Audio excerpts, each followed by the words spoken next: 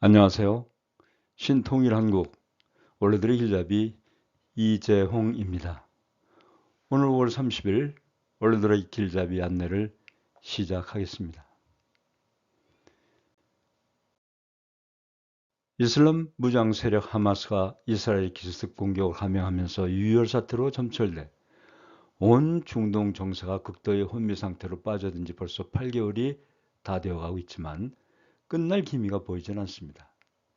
이번 공격은 미국의 중동 내 영향력이 과거보다 약화된 가운데 격렬한 방정부 시위 등으로 야기된 이스라엘 정정불안, 중동 평화 무드에 제동을 걸려는 하마스의 계산 등이 복합적으로 맞물린 결과로 분석되어 가고 있습니다. AP통신에 따르면 하마스의 실세인 무함마드 데이프는 2021년 10일 전쟁 이후 18개월간 이스라엘의 서안지구 도시 공습, 예루살렘 성지 분쟁 지역인 알아크사에서의 폭력, 유대인 정착민들의 팔레스타인인 공격 증가, 16년간의 봉쇄 정책 등 일련의 행동에 대한 보복이라며 이번 공격을 정당화했습니다. 하마스는 약 230만 명의 팔레스타인이 살고 있는 가자 지구를 2007년부터 장악해왔습니다. 이후 이스라엘은 이것을 철저히 고립시켰습니다. 자국민 보호를 이유로 장벽을 세워 주민들의 이동할 자유를 제한하고 생필품 반입을 제한했으며 정기적으로 공습을 가하는 강력한 봉쇄 정책을 폈던 것입니다. 이집트도 남쪽 라파와 맞닿은 국경을 통제하면서 가자지구는 세계 최대의 감옥으로 불려왔던 것입니다. 이 시간에는 이스라엘과 팔레스타인 하마스와 전쟁이 일어난 원인이 무엇인가에 대하여 원로 지도자분들께 이해하기 쉽게 설명을 드리고자 합니다.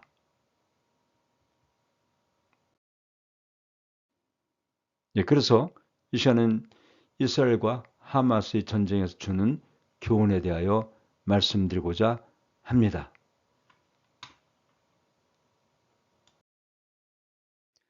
제 영상이 도움이 되셨다면 구독, 좋아요 잊지 마시고 눌러주시면 더 좋은 영상을 만드는데 큰 힘이 되겠습니다.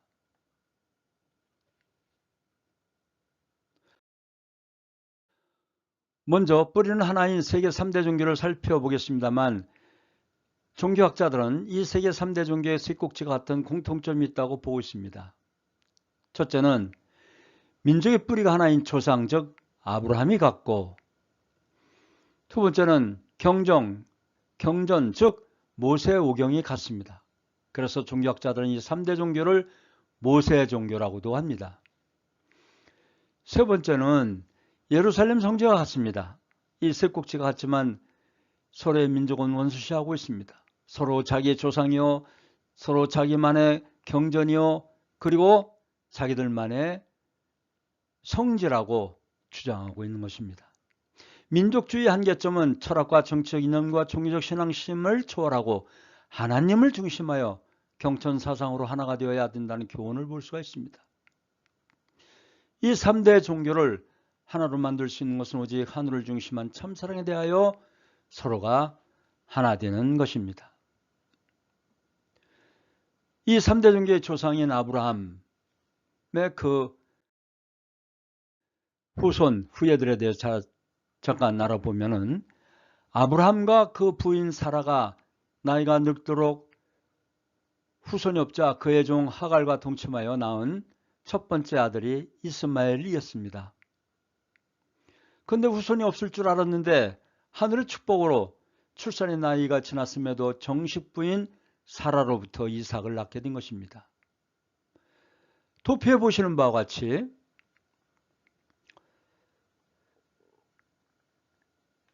이삭의 후손인 히브리 민족의 계보요 족보가 오늘날의 이스라엘 역사, 즉 유대민족사가 되는 것입니다.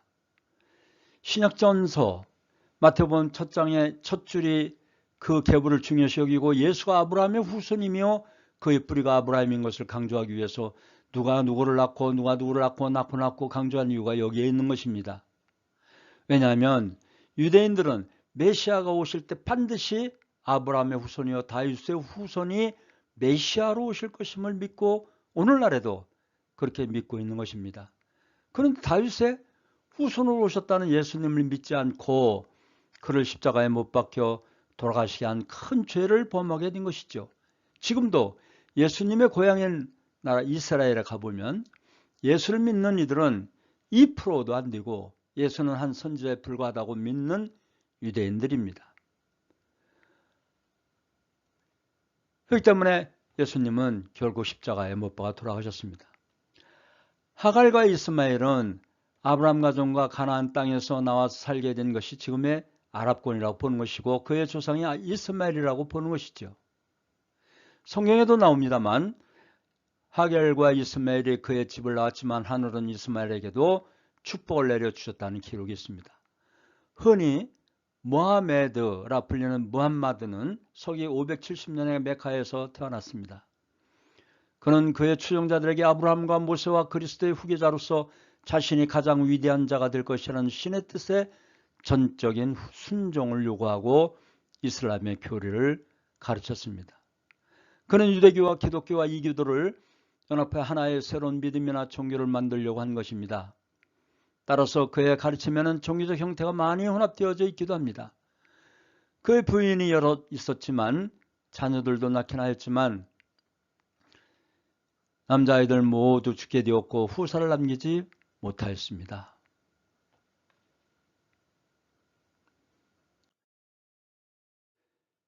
이슬람교의 뿌리는 무함마드의 그 후예들 하나이지만 이슬람교를 따르는 무슬림은 크게 두 개의 종파, 수니파와 시아파로 나뉩니다. 도표에 보시는 바와 같이 오늘날 전 세계 약 18억 무슬림 중 약 85%가 수니파고 15%는 시아파입니다. 시아파는 이란, 이라크, 바레인, 아제르바이잔 등의 이슬람 국가에서 대다수를 차지하지만 수니파는 모로코에서 인도네시아에 이르는 40개 이상의 국가에서 대다수를 차지합니다. 종파간 차이에도 불구하고 수니파와 시아파는 1400여 년에 이르는 오랜 역사 동안 상대적으로 평화롭게 함께 살았습니다. 그러나 20세기 후반부터는 중동 여러 국가와 종교 세력들이 종교적 정치적 우위를 차지하기 위해 싸우며 수니파와 시아파 간 분열이 심화되었고 서구, 미국을 비롯한 서구의 개입에 지역의 정치적 혼란이 가중되며 이 분열은 절정으로 치닫고 있습니다.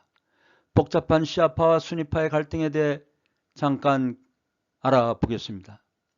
그 분파의 유래는 이 두 가지 이슬람의 최대 종파 간 차이는 아들이 없던 무함마드의 계승자를 누구로 보느냐에 따라서 발생합니다. 632년 이슬람 공동체 지도자였던 선지자 무함마드가 후계자를 정하지 않은 채 숨을 거두었습니다. 다수인 수니파는 선출된 칼리파가 후계를 이룰 수 있다고 본 반면 시아파는 무함마드의 사촌이자 사위인 혈통 알리를 계승자로 여겼습니다. 4대 칼리파였던 알리는 쿠데타 세력에 암살당했고 그러자 알리의 추종자인 시아파는 무함마드 혈족인 알리만이 칼리파의 자격이 있다면서 새 지배자들에게 저항했던 것입니다. 결국 1400년 이전의 지도자 계승 문제로 갈린 종파지만 현대의 갈등 관계는 단순 교리의 차이를 넘어서 국가 간 세력 다툼과 직결되어 있습니다. 수니파와 시아파는 오랜 기간 평화와 분쟁 사이를 오가며 지냈지만 20세기 들어 아랍인과 페르시아인의 갈등, 석유, 초강대국의 개입을 비롯한 복잡한 정치적 역학관계에 빠지게 되었던 것입니다.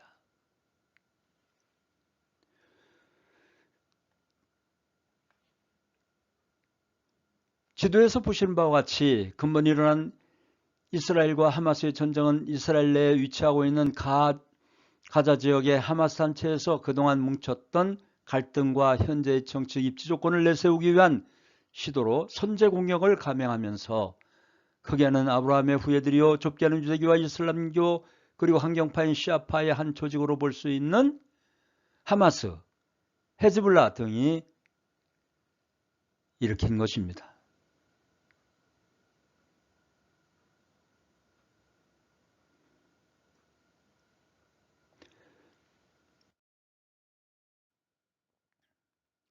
이스라엘과 하마스 전쟁에서 주는 교훈이 있습니다. 우리들에게 주는 교훈은 무엇일까요? 저는 세 가지로 집약해 보았습니다. 첫째는 한 나라의 분열과 내분의 결과는 전쟁과 희생의 대가를 치른다는 것입니다. 나라와 모든 조직도 마찬가지이겠죠. 이스라엘은 요즘 내분이 끝이질 않았습니다. 구세력과 야당 그리고 세대 간의 갈등 등 우리나라가 분단된 상황에서 정신 바짝 차려야 합니다. 전쟁이 일어나면 여야 모든 국민들이 참혹한 꼴을 당할 수 있으니 우리 서로 하나 되어야 합니다. 두 번째는 상대를 제대로 알아야 한다는 것입니다. 하마스는 2년 전부터 전쟁 준비를 했다고 합니다. 세계에서 가장 정보력이 강하다는 모사드도 몰랐습니다. 그리고 횡적으로 가자 지구를 자동차로 1시간 정도밖에 안 걸리는 그 좁은 땅에 지하 경도로 들어가면 500km의 길이 터널 지하망이 확장되어 있다고 합니다. 우리나라는 어떻습니까? 북한이 핵 위협을 하고 있는데 우리는 만반의 준비를 하고 있는지 정확한 정보력은 가지고 있는지 수시로 매일 점검해야 할 것입니다. 세 번째는 용서와 사랑으로 하나 되어야 합니다. 하마스의 배후 시아파나 수니파나 이슬람교, 헤즈볼라 등 그리고 기독교, 유대교 등 모두 한 하나님 아래 하나의 종교입니다. 하나의 형제자매입니다. 그래서 용서와 사랑으로 전쟁을 끝내야 되고 테러는 절대로 안 됩니다. 북한 정부는 전쟁 준비만 할 것이 아니라 굶주림 속에 있는 북한 주민들을 보살펴야 할 것입니다. 이것이 이스라엘과 하마스 전쟁에서 주은 교훈인 것입니다.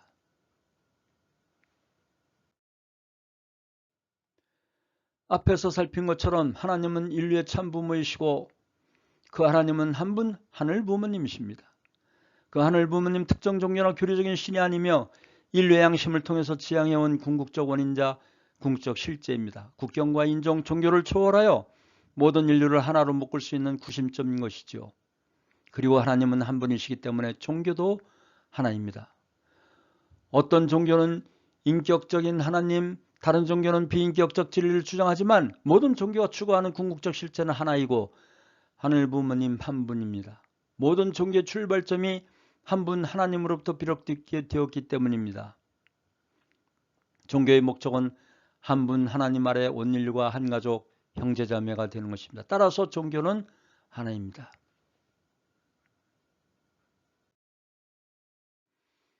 3대가 함께하는 가정에 대해서 알아보겠습니다. 3대가 함께하는 가정은 남북 통일에 큰 힘이 될 것이며 사회 안정의 밑거름이 될 것입니다. 다음 한 말씀 참고하겠습니다.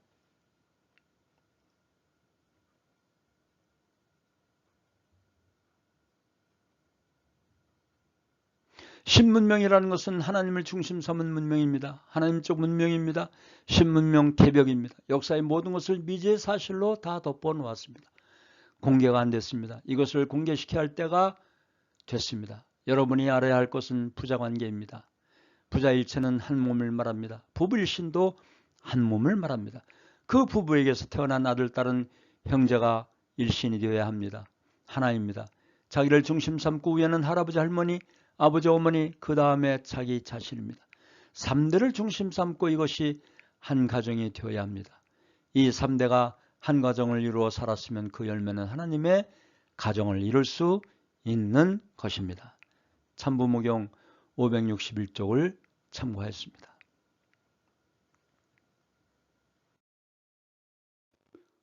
오늘도 원로가 없었다면 대한민국이 없다는, 즉 양무원로신무대안 이 희호를 보시고 시장경제와 자유민주주의를 부정하거나 권무술 중상모략, 분열을 일삼는 머리바배 같은 위정자들의 선동에 부안해동하지 마시고 오히려 그런 자들을 척결하거나 바르게 인도하셔 나라를 지키시는 원로 지도자님들이 되시길 당부드립니다.